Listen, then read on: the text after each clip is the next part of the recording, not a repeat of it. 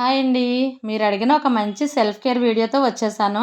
ఆయుర్వేదంలో మన పెద్దలు, చిన్నప్పుడు మన అమ్మమ్మలు, ఇప్పుడు యోగా టీచర్స్ అందరూ చెప్పేది ఒకటే, ఉదయాన్నే ఒంటికి నూనెతో అభ్యంగా చేయాలి అని. గానుగల దగ్గర న్యాచురల్గా దొరికే నల్ల నువ్వుల నూనెని ఇలా రోజు ఆయిల్ పుల్లింగ్తో చేస్తాను. తర్వాత 2 స్పూన్ల ఆయిల్ని చిన్న గిన్నెలో వేసి, ఇంకొక నీళ్ళ గిన్నెలో పెట్టి స్టవ్ పైన డబుల్ బాయిలింగ్ చేసి యోగా క్లాస్ చేసుకునే ముందు ఒంటికి ప్రతిరోజు మసాజ్ చేసుకుంటాము. ఇలా ప్రతిరోజు చేయడం వల్ల ఒళ్ళు గట్టిపడుతుందంట. స్కిన్ పైన మచ్చలు, మొహం పైన మొటిమలు లాంటివి రాకుండా స్కిన్ చాలా సాఫ్ట్గా బాగుంటుంది. మన స్కిన్ అంటే సెకండ్ మౌత్ లాంటిది అని, స్కిన్ పైన ఏం పెట్టినా స్కిన్ తింటుంది అంట. మనం లోపలికి తినే ఆయిల్ ఫుడ్, జంక్ ఫుడ్, స్కిన్కి రాసుకునే బాడీ లోషన్స్, సన్ స్క్రీన్స్ వల్లే ఈ రోజుల్లో ఎక్కువ స్కిన్ ప్రాబ్లమ్స్ వస్తున్నాయని మా యోగా టీచర్ క్లాసుల్లో చెప్తారు.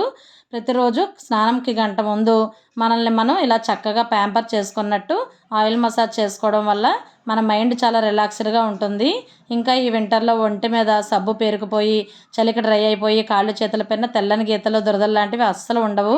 30-40 దాటిన ఆడవాళ్ళు ఎముకలు గుల్లబారిపోకుండా ఒళ్ళంతా ఆయిల్ మసాజ్ చేసుకుని రోజు 1 గంట ఉదయం 10 లోపు ఎండలో ఉండి ఏదైనా వ్యాయామాలు కానీ, యోగాసనాలు కానీ, కనీసం వాకింగ్ అయినా సరే ఇలా ఎండలో చేయడం వల్ల ఒంట్లో కండ బలపడి డి విటమిన్ అంది ఎముకలు బలంగా తయారవుతాయని మా మేడం చెప్తారు. నెక్స్ట్ వీడియోలో ఈ చలికాలంలో సబ్బులు నలిపిండితో కాకుండా అస్సలు ఖర్చు లేని పురాతన పద్ధతిలో మా పెద్దవాళ్ళు స్నానం ఎలా చేయాలి అని చెప్పిన ఒక విధానంపై వీడియో చేయమంటారా లేదా కామెంట్ పెట్టండి. ఈ వీడియో నచ్చితే లైక్ చేసి, మనలాంటి ఫిట్నెస్ లవర్స్కి ఈ వీడియోని షేర్ చేసి, ఆయిల్ మసాజ్ పైన ఇంకా డౌట్లు ఏమైనా ఉంటే కామెంట్ సెక్షన్లో అడగండి.